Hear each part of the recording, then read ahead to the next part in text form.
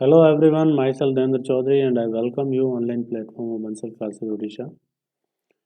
तो हम पिछले क्लास में ज्योमेट्रिकल ऑप्टिक्स शुरू किया था, उसी को आगे कंटिन्यू करते हैं आज।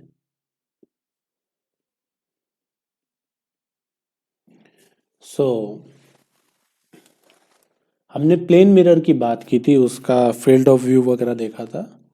तो उसी में आज हम बात करेंगे minimum length and position of mirror.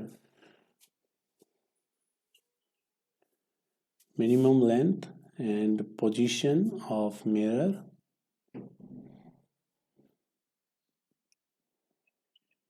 to see the complete image।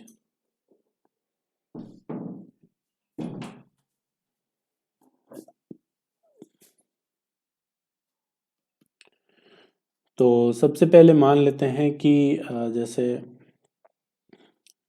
ये ऑब्जर्वर है, दिस इज ऑब्जर्वर, और ऑब्जर्वर की आईज जो है वो उसके टॉप पे है यहाँ पे। ठीक है, ये बड़ा ही वियर्ड सा ऑब्जर्वर है जिसकी आईज टॉप पे है, क्योंकि आईज की पोजीशन भी उसमें इफेक्ट डालती है मिरर की लेंथ में, इसीलिए हम आईज अभी ले रहे हैं सिर्फ टॉप पे। And here is mirror. पहले हम ले लेते हैं फुल लेंथ का मिरर, उसमें जितना हमारा यूजफुल होगा उसको रख लेंगे, बाकी को वहां से हटा देंगे।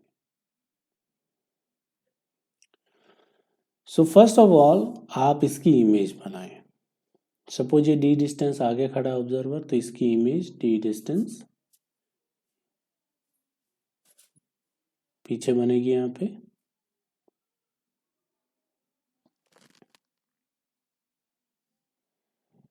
आइज से जो रेज निकलेंगी वो यहाँ पर हिट करके वापस रिफ्लेक्ट होएगी और वो आइज में घुसेगी, इसका मतलब उसको आइज विजिबल होगी। ठीक है, और आइज से जो इस पॉइंट से ऊपर जो रेज निकलेगी, रिफ्लेक्ट होगी यहाँ से, वो रेज वापस आइज में एंटर नहीं करेगी। इट मीन्स ये जो ऊपर रिफ्लेक्शन हुआ ये हमारे किसी काम का नहीं है। तो इसके ऊपर जो भी ये मिरर है, इस मिरर को आप यहाँ से हटा दें। This is useless mirror. So इसको आप यहाँ से ओके।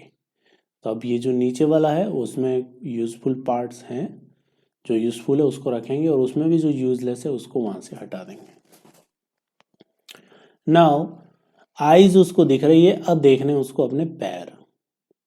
सो फॉर लेग्स, अब लेग की इमेज कैसे बनेगी?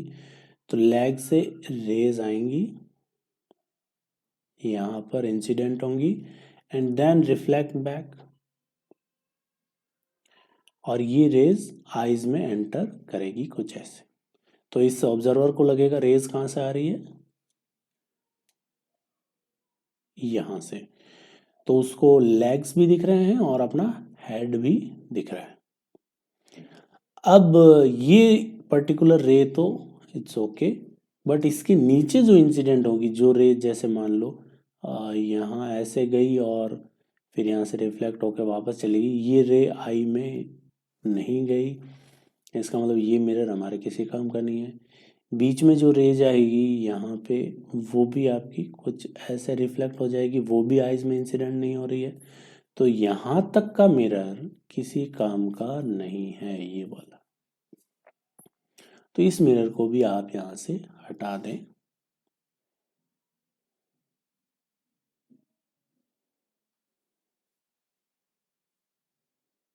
ओके, तो अब जो बचा हुआ मिरर है उसकी आप ज्योमेट्री देखें and then find its length and its position.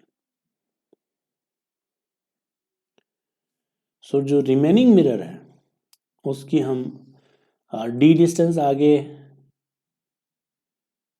Observer है तो पीछे इमेज बनेगी डी पे। ऑब्जर्वर की सपोज हाइट h है तो इमेज भी सेम हाइट की बनेगी, h हाइट की। This is h। सो ये जो ट्राइंगल बन रहा है इसकी ये लेंथ है 2d this height is h और ये कंप्लीट ट्राइंगल, दिस वन, और एक small triangle is this one. इन दोनों ट्राइंगल में अगर हम इस एंगल थीटा को देखें तो दोनों में थीटा कॉमन है, इस लेंथ को कह देता हूं मैं y। So for this small triangle tan theta will be y by d, this length is d, and for the bigger triangle tan theta will be h by 2d। so यहां से आपको y मिल जाता है कितना, h by 2। y है mirror की length, तो mirror की लेंथ कितनी होगी, h by 2। Mirrors length is h by 2। अब पोजीशन कहाँ होगी उसकी, तो उसकी पोजीशन देखो, वो टोटल h हाइट का था, उसके ऊपर का हमने हटा दिया था। अब नीचे h by 2 हाइट का तो मिरर है, तो ग्राउंड से पोजीशन ये कितनी होगी, this is also h by 2।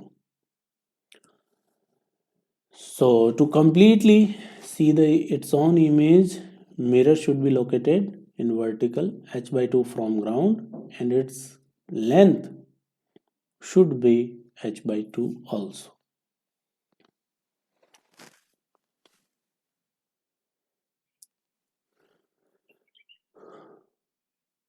सो ये बहुत ही सिंपल एग्जांपल है और इससे हम अच्छे से समझ पाए हैं कि क्या होनी चाहिए हाइट वगैरह। अब जैसे इसी एग्जांपल पे हम एक क्वेश्चन देखते हैं कि सपोज इतनी लेंथ का मिरर नहीं होता। अब कई बार लोगों के दिमाग में रहता है कि छोटे से मिरर को हम अगर हम बहुत दूर ले जाएं तो उसमें कंप्लीट इमेज दिख जाएगी। नहीं दिखेगी। आप दूर ले जाओगे तो ऐसे नहीं इमेज छोटी बन जाएगी, नहीं, इमेज आपकी हाइट की ही बनेगी। ठीक है, इमेज आपके हाइट की ही बनेगी और उसको देखने के लिए h by 2 हाइट का मिरर चाहिए। इमेज बनेगी, चाहे आप मिरर का छोटा सा टुकड़ा ले लो या फिर बड़ा ले लो, इमेज बनेगी। चाहे एक ही छोटा सा मतलब 1 mm का भी आप मिरर ले लो तब भी आपकी पूरी इमेज बनेगी। बट वो आपको दिखती है या नहीं दिखती, इट डिपेंड्स इसकी शेप क्या है, इसकी पोजीशन क्या है।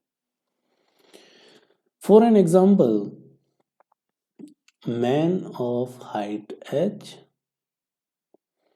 and in front of it there is a mirror of from here this length is h by 3, h by 3 height का मिरर है, मैन की हाइट h है और अभी भी I कहाँ है, I इसके टॉप पे। तो पहली बात तो इमेज कंप्लीट बनेगी, तो पहली बात तो आप इमेज बना लें। इसको दिखेगी या नहीं दिखेगी वो एक अलग बात है, बट इमेज कंप्लीट बनेगी। ये d डिस्टेंस आगे है तो d ही मिरर से पीछे इमेज बनेगी।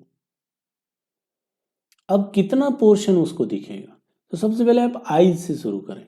क्या आईज उसको नजर आएगी, तो देखिए आईज से जो रे जाएगी ऐसे, वो यहाँ से रिफ्लेक्ट होकर वापस इसके आईज में गिरेगी, इसका मतलब उसको आईज तो नजर आएगी।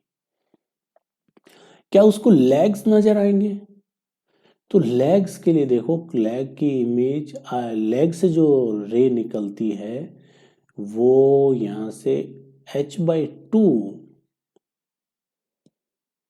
यहां पे जब गिरती है वो उसकी आईज में एंटर करती है, बट यहाँ पे तो मिरर ही नहीं है, यहाँ पे तो मिरर है ही नहीं।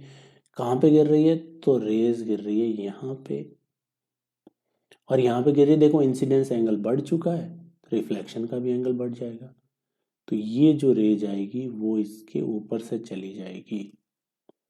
इसका मतलब इसको अपने लेग्स नजर नहीं आएंगे। तो कितना पोर्शन नजर आएगा, तो लेग के ऊपर का कुछ पोर्शन तो इसको नजर आएगा, बट लेग्स नजर नहीं आएंगे।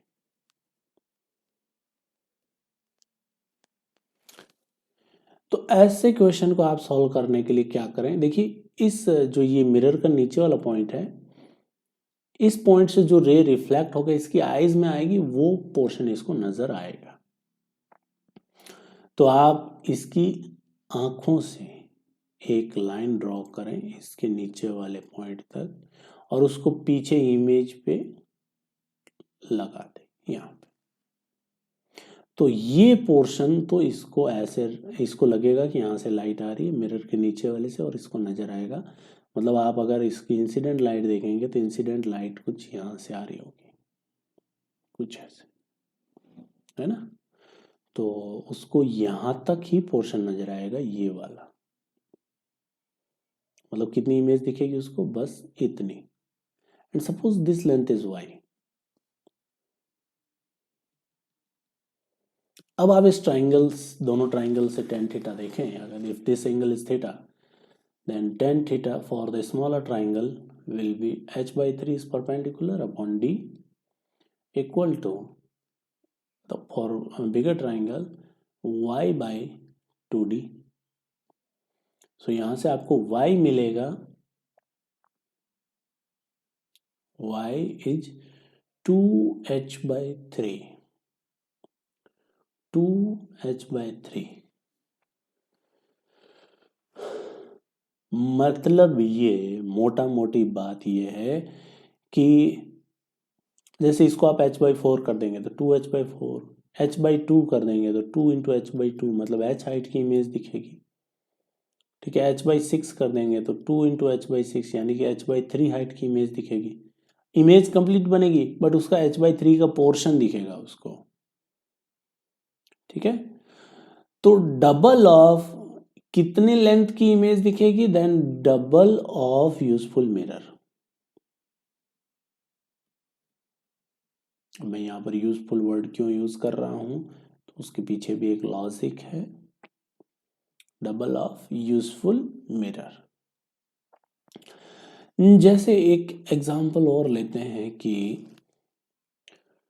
दिस इज ग्राउंड प्लेन और here is observer and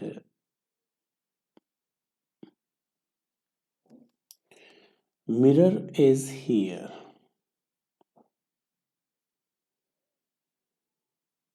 mirror की हाइट h बाई 2 है, बट ये ग्राउंड से h बाई 3 हाइट पे है। Mirror length is h by 2 but ground से h बाई 3 हाइट पे है। तो कितनी लेंथ की इमेज इसको दिखेगी, मतलब इमेज का कितना पोर्शन इसको नजर आएगा। तो पहली बात आप इमेज बना ले, तो इमेज यहां बनेगी। अब मैंने कहा था डबल ऑफ यूजफुल मिरर। अब यूजफुल मिरर होता है यहां से h बाई 2 हाइट तक, यहां से h बाई 2 उसकी पोजीशन होती है और टोटल हाइट कितनी होती है लेंथ मिरर की, h बाई 2 ऐसा होता है। लेकिन अब यहां पर है नहीं तो ठीक है, इसको अपना आईज नजर नहीं आएंगे क्योंकि आई से जो रेज निकलेगी वो यहां से रिफ्लेक्ट होके इधर चली जाएगी, वो नजर नहीं आएगी। ठीक है, तो कितना पोर्शन नजर आएगा, तो ये h बाई 2 जो ग्राउंड से हाइट है, इससे नीचे जो ये मिरर है ये वाला, ये उसके किसी काम का नहीं है। तो इसको आप हटा दें, इसको आप हटा दें। कैसे हटाएंगे, तो ये टोटल हाइट कितनी हो गई यहां से यहां तक, h by 2 plus h by 3, है ना। उसमें से ये h बाई 2 घटा दें, माइनस h बाई 2, तो कितना आया h बाई 3। तो remaining this mirror is h by 3 height, ये वाला ऊपर वाला। तो ये h बाई 3 ही यूजफुल है, उसके नीचे का जो मिरर है वो आपके किसी यूज का नहीं है। मतलब ये वाला मिरर इससे आपको इससे हो सकता है ग्राउंड का कोई पॉइंट आपको नज़र आ जाए, ऐसे ग्राउंड से कोई रे जाए और वो आइज में घुस जाए, ग्राउंड नज़र आ जाएगा, बट हमें ज़रूरत नहीं है, हमें तो सिर्फ उसके पैर देखना है। पैर के लिए रेज आपकी यहाँ गिरनी चाहिए H/2 पे और वो आइज में घुसेगी, उससे नीचे तो पैरों से जो रेज निकलती है वो आइज में नहीं जाती है। तो यूजफुल मिरर की हाइट है यहाँ पे H/3। इट मीन्स उसको कितनी लेंथ की इमेज दिखेगी, तो 2H/3 पोर्शन उसको दिखेगा। मतलब कि आप अगर आइज से दो रेज निकालें और मिरर के दोनों कॉर्नर से ऐसे पास करवा दें तो ऐसे, हाँ सॉरी,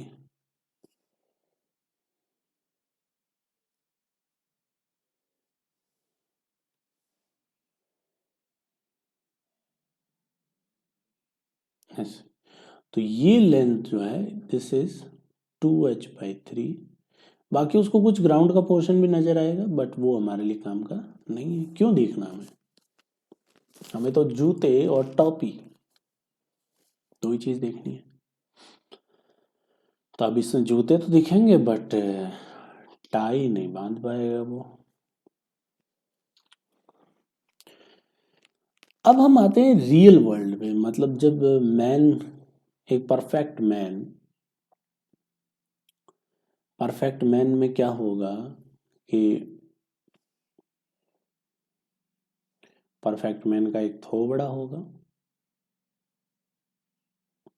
उसमें कहीं आई की पोजीशन, सपोज आई यहाँ पर है, दिस इज आई, और आई और टॉप हेड के बीच में डिस्टेंस कितनी है, ई, मैं ई कह देता हूँ इस डिस्टेंस को। टोटल हाइट h है, दिस इज h। भाई हमारा जो फोर हेड होता है, फोर हेड की कुछ हाइट होती है, और पहले मैं मिरर ले देता हूँ कंप्लीट लेंथ का, मतलब फुल लेंथ का, तो रख लेंगे, बाकी को हटा देंगे। तो पहले तो आप बनाओ इसकी इमेज, तो इमेज क्या बनेगी, डी डिस्टेंस पीछे,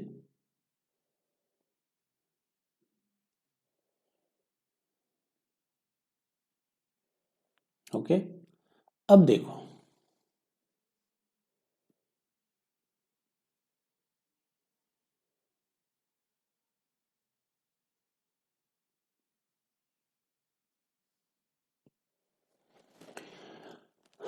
अब इसकी इमेज फॉर्मेशन करते हैं।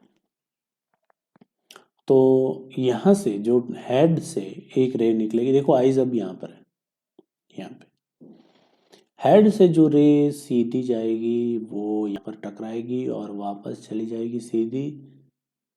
क्या ये रे आइज में गिरेगी, नहीं गिरेगी। इसके ऊपर जो रे जाएंगी वो लगेगा कि यहाँ से आ रही है, बट वो क्या आइज में गिरेंगी, तो नहीं गिरेगी। इसका मतलब इसके ऊपर का ये मिरर तो किसी काम का नहीं है, तो हटाओ इसको, हटा दिया।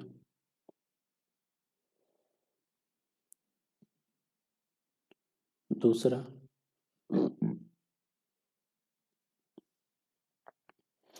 अब आपको हेड दिखना चाहिए, तो हेड से एक रे ऐसे आएगी और फिर टकरा के इधर आएगी, है ना।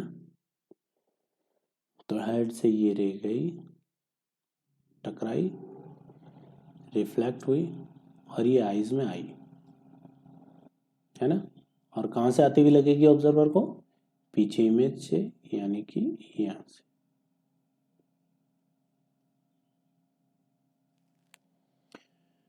हम जानते हैं कि जिस एंगल पे रेज आती है उसी पे वापस जाती है, मतलब this angle is theta, then this is also theta. और थीटा थीटा अगर दोनों सेम है तो इस ट्राइंगल में ये टोटल हाइट ई है, तो ये कितनी होगी, E/2, this is also E/2। तो आई से, हेड से जो रेज E/2 नीचे आके टकराएगी वो आपकी आइज में आएगी, इससे ऊपर जो टकराएगी वो आपकी आइज में एंटर नहीं करेगी। मतलब ये जो यहाँ से ये E/2 पोर्शन का मिरर है वो भी किसी काम का नहीं है, इसको भी हटा दो। चलिए इसको रहने देते हैं, ये E/2 भी किसी काम का नहीं है।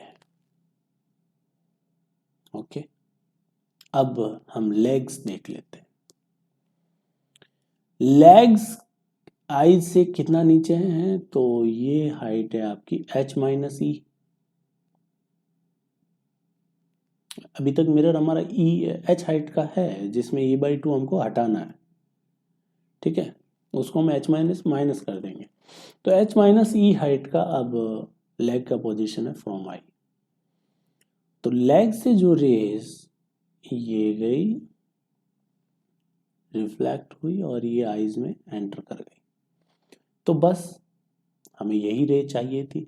इसके बाकी जो रेज यहाँ गिरेंगी और ऐसे रिफ्लेक्ट होगी, वो तो आपकी आईज में एंटर नहीं करेगी। तो नीचे का जो मिरर है ये वाला, ये किसी काम का नहीं है। ओके, सो फिर से हम देखें कि एंगल, इंसिडेंट एंगल और रिफ्लेक्टेड एंगल सेम रहेंगे। This angle is theta, then this is also theta. Total height is h minus e, then this height is h minus e by 2। तो ये भी हाइट कितनी है, h माइनस ई बाई 2। तो ये mirror आपके किसी काम का नहीं है। नीचे जो ये ब्लैक शेडो में मैंने बनाया, ये भी किसी काम का, ग्राउंड की मुझे जरूरत नहीं है, मुझे तो अपने लेग्स देखने। सो अब ये टोटल हाइट h थी, उसमें से हमें इतना मिरर को हटा देना है। कितना हटा देना है, तो h माइनस e/2 पर वाला हटाना है, प्लस h माइनस e/2 ये भी हटाना है नीचे। तो यूजफुल मिरर की लेंथ कितनी आई, h माइनस ये e/2 कैंसिल हो जाएगा, h/2, यानी मिरर की लेंथ अभी भी कितनी आ रही है, h/2। तो आपको h/2 का ही मिरर चाहिएगा अब भी, चाहे आपकी आईज की पोजीशन कहीं पे भी हो। कंप्लीट इमेज देखने के लिए आपको कितने लेंथ का मिरर चाहिए, h/2 का। So this is minimum length of mirror.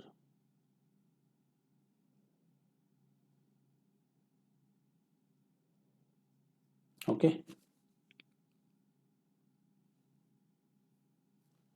अब इसकी पोजीशन कहाँ होनी चाहिए मिनिमम लेंथ ऑफ मिरर की।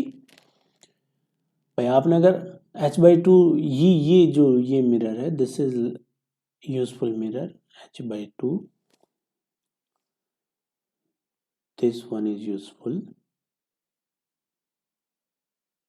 ये मिरर अब मिनिमम लेंथ तो आ गई h/2, और ग्राउंड से कितना ऊपर होना चाहिए, तो ये इसकी पोजीशन है, यहाँ से ग्राउंड से इतना ऊपर होना चाहिए, h माइनस e/2।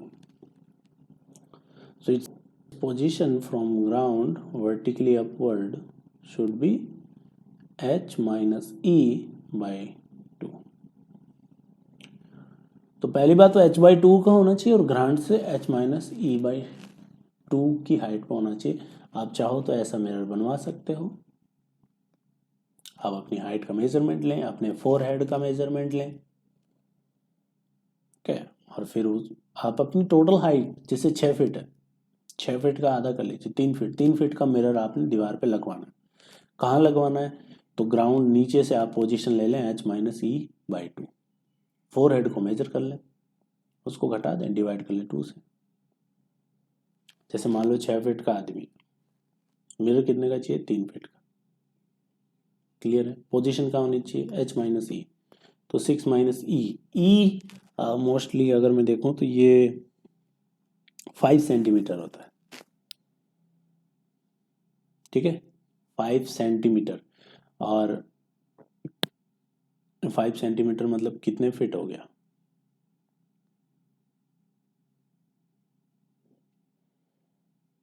चलिए हम ऐसा ले लेते हैं कि 170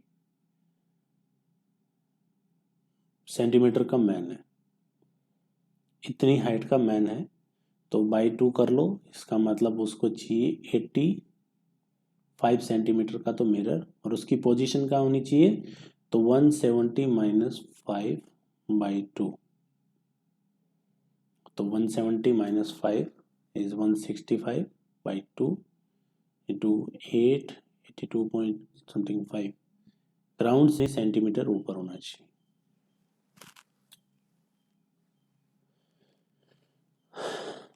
अब यहाँ पर भी यूजफुल मिरर जो है उसको आप ध्यान देंगे, ठीक है। जैसे मान लो मैन ऑफ हाइट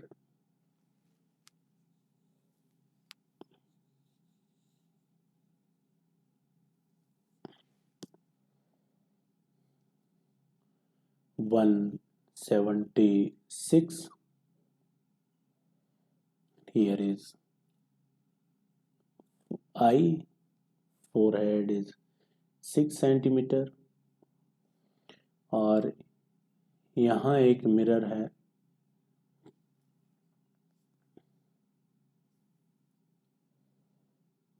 यहाँ पे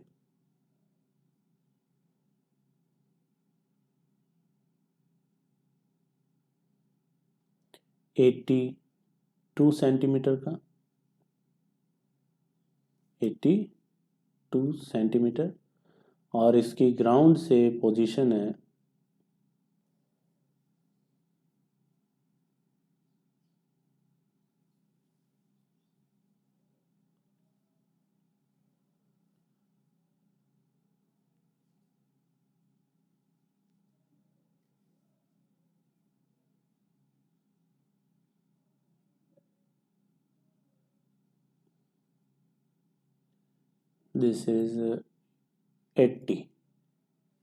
80 सेंटीमीटर। तो कितना पोर्शन उसको अपनी इमेज का नजर आएगा, कितना पोर्शन उसको अपनी इमेज का नजर आएगा। सो आप इसमें यूजफुल मिरर ढूंढें। पहली बात तो यूजफुल मिरर की पोजीशन क्या होनी चाहिए, तो h minus e by two, h is 176 minus 6 by two, यानी कि 170 बाई टू, 85 सेंटीमीटर होना चाहिए ग्राउंड से, लेकिन हमारा कितना है 80 सेंटीमीटर, तो 85 तो यहाँ कहीं होगा। तो ये मिरर तो मेरे किसी काम का नहीं है, तो 82 में से अब 85, दिस इज 5 को घटा दें, तो ये अब यूजफुल है 82 माइनस 5, यानी कि 77 सेंटीमीटर, ठीक है। ऊपर तो जा नहीं रहा है भाई, कम से कम कितने का चाहिए, 176 बाई टू, यानी कि 83 सेंटीमीटर का चाहिए। लेकिन अब यूजफुल या फिर पोजीशन से देखें तो हमारे पास यूजफुल मिरर सिर्फ ये है 77 सेंटीमीटर का, तो इसका डबल कर लीजिए, उतनी इमेज आपको दिखेगी, क्योंकि यहाँ पर इमेज बनेगी, ठीक है। और ये लेंथ हो जाएगी 2D, this is D, this is D, और दो रेज निकालें, एक मिरर के इस कॉर्नर से और एक मिरर के इस कॉर्नर से। तो अब अगर आप देखें ये एंगल थीटा, दोनों अब सिमिलर ट्राइंगल है, तो एक की 2D है, एक की लेंथ D है, इसको Y कह लेते हैं। तो Y by D, Y is 77, 77 by D equal to, ये हम लेंथ ले लेते हैं Y, then Y by 2D, तो Y कितना आया 2 टाइम्स ऑफ 77, मतलब हमेशा आपको डबल करना यूजफुल मिरर का, तो इतनी लेंथ की इमेज अपनी उसको पोर्शन नजर आएगा।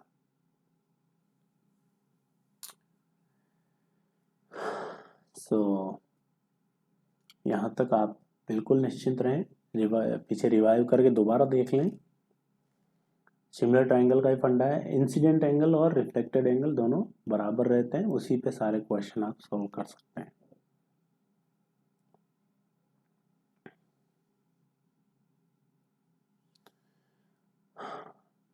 तो अब एक थोड़ा सा अलग क्वेश्चन करते हैं। Suppose there is a girl standing here of height h, and in front of it there is a mirror, यहाँ पर कहीं मिरर है डिस्टेंस डी पे, और इस मिरर के पीछे डिस्टेंस डी पे इसके पापा खड़े हैं यहाँ पे, is dad of height 2h। अब डैड यहाँ पर ऑब्जर्वर है। Find minimum length of mirror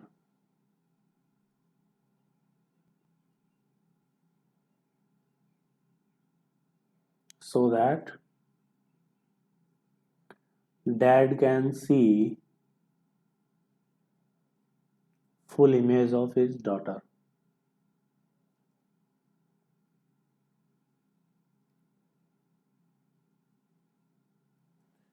चलिए बनाइए इसको, बड़ा मजा आएगा आपको सॉल्व करने में।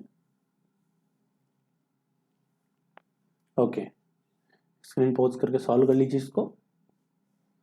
तो ऐसे क्वेश्चन को सॉल्व करने के लिए पहले आप इमेज बना लो। Now this is image of daughter,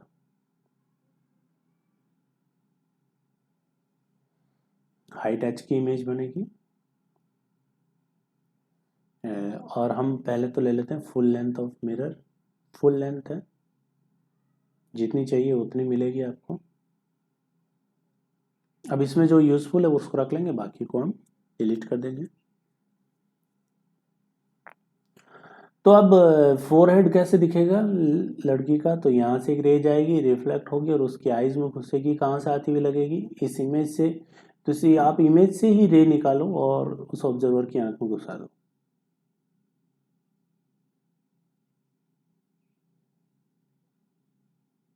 ये लो भैया।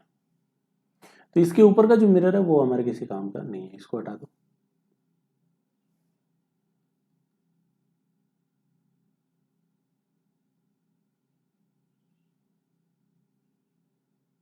भाई इमेज रे कहाँ से आती हुई लगेगी, इमेज से। रिफ्लेक्ट होके ऐसे जाएगी, आंख में घुसेगी, तो कहाँ से आती हुई दिखेगी, इमेज से। तो इमेज से निकालो रे और ऑब्जर्वर की आंखों में घुसा दो। दूसरा, पैरों से एक रे जाएगी, ऐसे टकराएगी और उसकी आंखों में घुसेगी। तो मैं ऐसे क्यों टकरा रहा हूँ, मैं पैरों से ही निकाल देता हूँ रेस को। ये एंड देन ये लो भैया। तो इतनी लेंथ का ही मिरर चाहिए। उसके नीचे जो मिरर है वो हमारे किसी काम का नहीं है, तो नीचे वाले को भी हटा दो।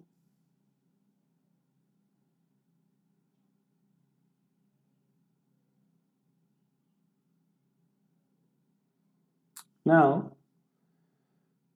अब डी डिस्टेंस आगे था तो डी डिस्टेंस पीछे बनेगा इमेज।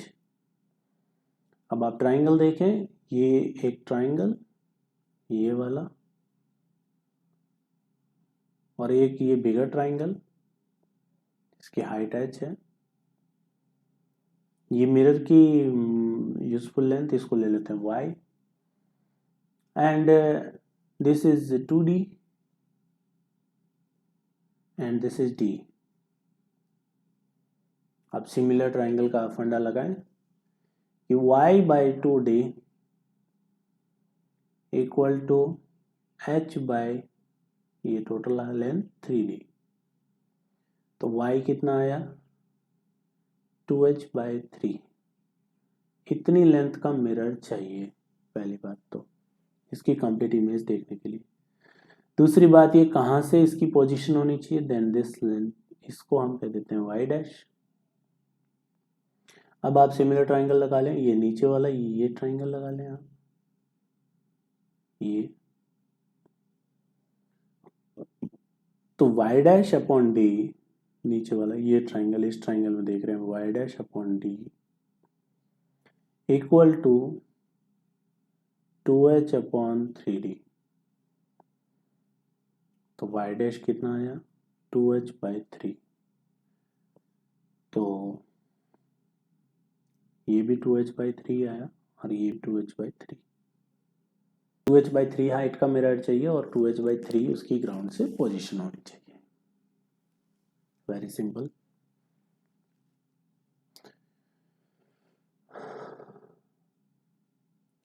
तो ये थे कुछ बेहतरीन फंडे।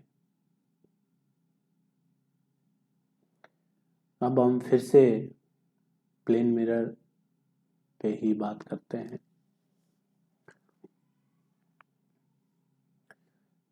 जैसे ये प्लेन मिरर है और मैंने कहा ना इमेज, अगर ऑब्जेक्ट मिरर से आगे है तो इमेज बनेगी, ठीक है। मिरर वाली लाइन के भी आगे तो भी इमेज बनेगी, उसको दिखे ना दिखे दैट्स अनदर इश्यू। और सपोज यहाँ से ये ray incident ray, this is normal and this is here, this angle is I, this angle is also I, but इसको हम कह देते हैं R, तो angle I equal to angle R। अब अगर मैं इसको लाइट को, इंसिडेंट लाइट को, if we rotate incident light angle theta clockwise, अगर मैं इसको क्लॉकवाइज रोटेट करता हूं, मतलब थीटा से मैं इसको इधर ले आता हूं, यहां पे दिस एंगल इज थीटा, तो वो यहां से ऐसे चली जाएगी रिफ्लेक्ट होके। So this angle is theta, then now incidence angle is I minus theta and reflected angle, suppose this angle is, ये मान लो वापस इधर रोटेट हुए, this is theta dash and this angle is R minus theta dash। और हम जानते हैं कि इंसिडेंस एंगल और रिफ्लेक्टेड एंगल दोनों बराबर होते हैं, इसका मतलब I minus theta is equal to R minus theta dash. So और इनिशियली I और R बराबर थे, तो I और R बराबर हो गए, इसका मतलब theta equal to theta dash. तो अगर आप इंसिडेंट लाइट को थीटा एंगल से रोटेट करेंगे तो रिफ्लेक्टेड लाइट भी थीटा एंगल से रोटेट होगी, लेकिन वो एंटी क्लॉकवाइज होगी। Reflected light will rotate angle theta anti clockwise, इसको थीटा से रोटेट करेंगे वो एंटी क्लॉकवाइज रोटेट होगी थीटा से। अगर इंसिडेंट लाइट रोटेट होती है और उसका एंगुलर वेलोसिटी ओमेगा है, तो रिफ्लेक्टेड लाइट की भी एंगुलर वेलोसिटी ओमेगा ही रहेगी, लेकिन अपोजिट डायरेक्शन में। Got my point?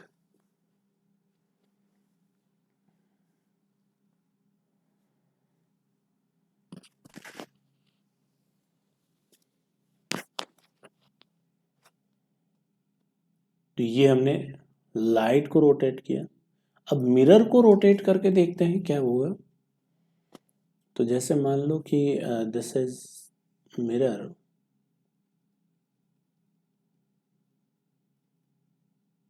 and here is incident light, here reflected,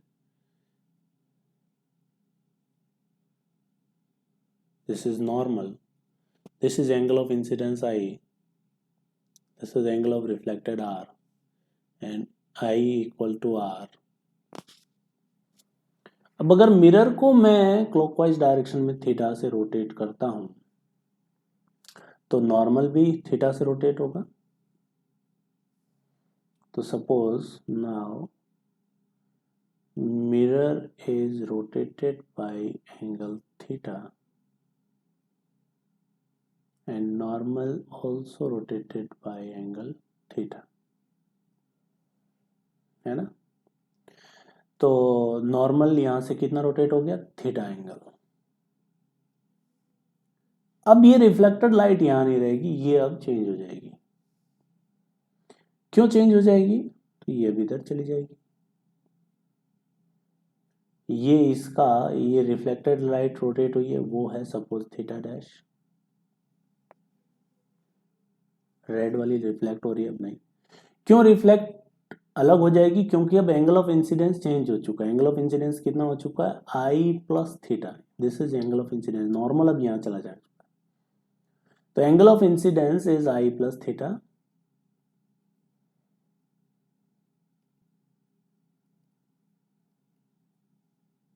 और एंगल ऑफ रिफ्लेक्शन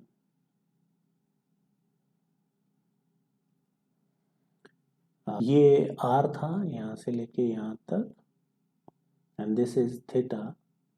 देन अब नॉर्मल से देखेंगे एंगल, तो ये एंगल है आपके पास आर माइनस थीटा और plus theta dash, r minus plus theta dash, ये एंगल ऑफ रिफ्लेक्शन है।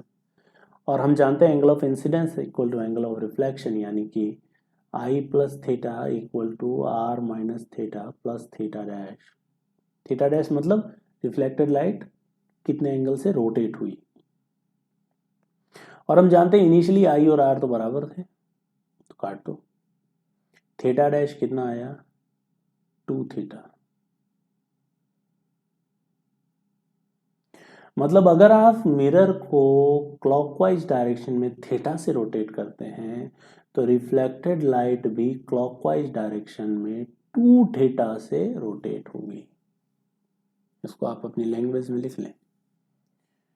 अगर आप इंसिडेंट लाइट को थीटा क्लॉकवाइज रोटेट करते हैं तो reflected light theta anti clockwise rotate होगी। बट अगर आप मिरर को थीटा से रोटेट करते हैं तो रिफ्लेक्टेड लाइट 2 थीटा से रोटेट होगी, वो भी सेम डायरेक्शन में। ओके। अगर मिरर का एंगुलर वेलोसिटी ओमेगा है तो रिफ्लेक्टेड लाइट का एंगुलर वेलोसिटी होगा 2 ओमेगा।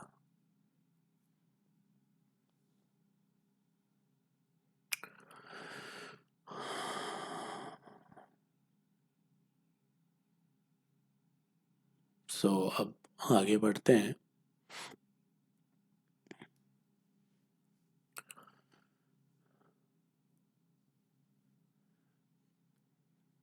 अब हम नंबर ऑफ इमेजेस की बात करते हैं।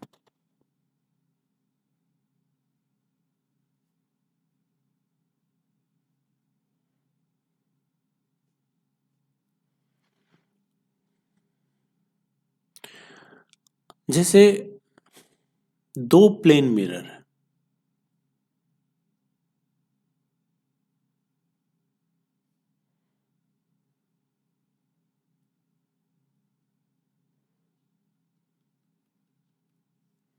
This is suppose M1 and this is suppose M2, बीच की डिस्टेंस है D। और आपने देखा होगा कि दोनों प्लेन मिरर अगर पैरेलल हों तो उनके बीच में इनफाइनाइट इमेज बनती है, उनके पीछे इनफाइनाइट इमेज बनती है। अब हमें वही देखना है कि कैसे बनती है इनफाइनाइट। और डी के बीच में सपोज यहाँ एक ऑब्जेक्ट है and this length is 2d/3 and this is d/3।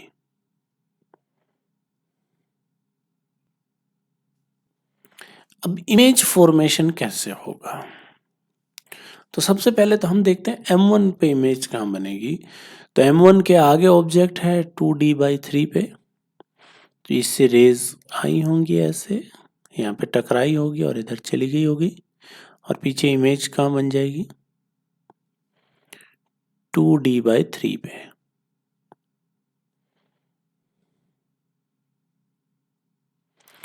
तो ये इमेज है M1 के पीछे बनने वाली। और सिमिलरली M2 के पीछे इमेज यहाँ से d/3 पे, तो यहाँ से रिफ्लेक्ट होकर इधर चली जाएगी लाइट और पीछे इमेज बन जाएगी d/3 पे।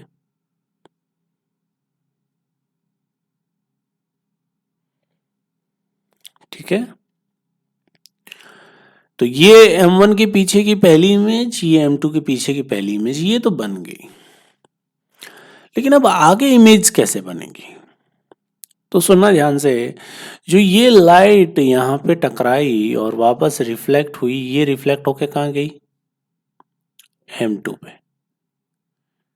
तो M2 ने देखा कि लाइट कहाँ से आ रही है, यहाँ से, तो इतनी पीछे ये इसकी इमेज बना देगा M2 से। अब ये जो पहली इमेज बनी है इधर M1 के पीछे I1,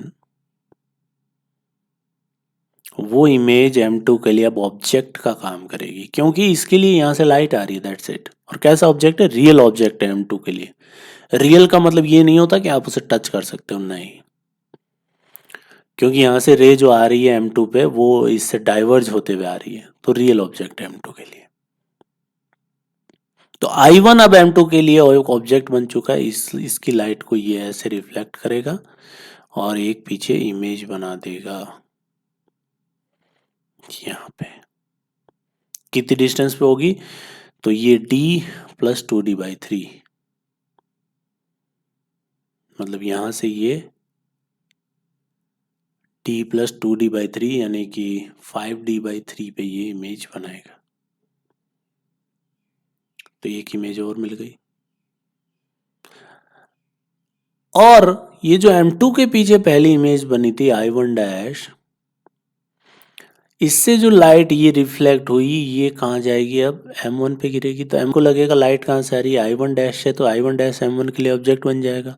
तो जितना आगे ऑब्जेक्ट है उतनी पीछे इमेज बना देगा, तो ये यहाँ से लाइट को ऐसे रिफ्लेक्ट करेगा और इसकी पीछे इमेज बना देगा। यहाँ पे कितना पीछे बनाएगा? तो कितनी डिस्टेंस पे है? तो T प्लस D/3 यानी कि 4D/3, ये इसके पीछे इमेज बन जाएगी। अब ये जो लाइट जाएगी इसके पीछे इमेज बना देगा। तो एक दूसरे की इमेज एक दूसरे के लिए ऑब्जेक्ट बनती जाती है, और जितनी पीछे होती है उतनी वो, जितनी आगे होती है उतनी पीछे वो इमेज बना देता है। तो इसको अब आपसे पूछेगा क्या कि M2 के पीछे की जो पहली इमेज है और M1 के पीछे की जो चौथी इमेज है उनकी बीच में डिस्टेंस कितनी है? तो ऐसे क्वेश्चन को सॉल्व करने के लिए आप, this is M1 and this is M2। M1 के पीछे पहली इमेज कहां पर बन रही है? तो 2D/3 पे। M2 के पीछे पहली इमेज कहां बन रही है? D/3 पे।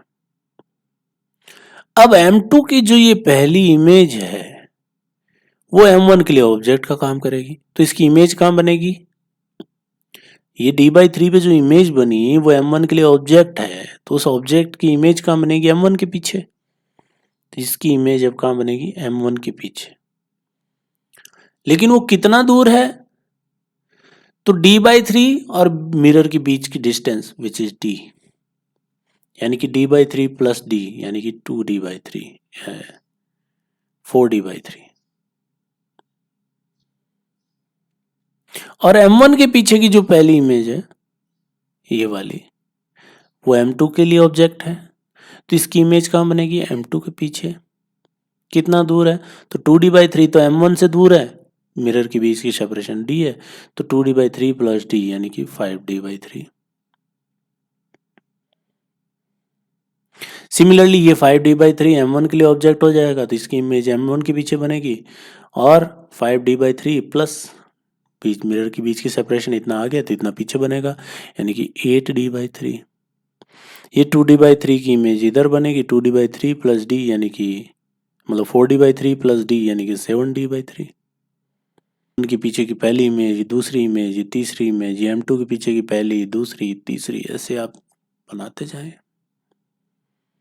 और फिर बीच का सेपरेशन देखना है, जैसे मान लो M1 की दूसरी इमेज और M2 की पहली इमेज के बीच में सेपरेशन देखना है, तो M2 के पीछे ये D/3 पे है, ये M1 के पीछे 4D/3 पे है, और बीच की सेपरेशन D है, तो 4D/3 प्लस D, ये बीच में सेपरेशन रहेगा। तो ऐसे आपको कैसे भी क्वेश्चन पूछा जा सकता है, आप इस फंडे को ध्यान में रखें, ऐसे ही सॉल्व करना है आपको।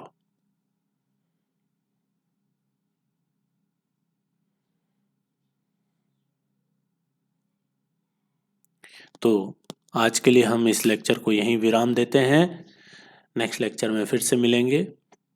तब तक के लिए see you, meet again, bye bye, Tata.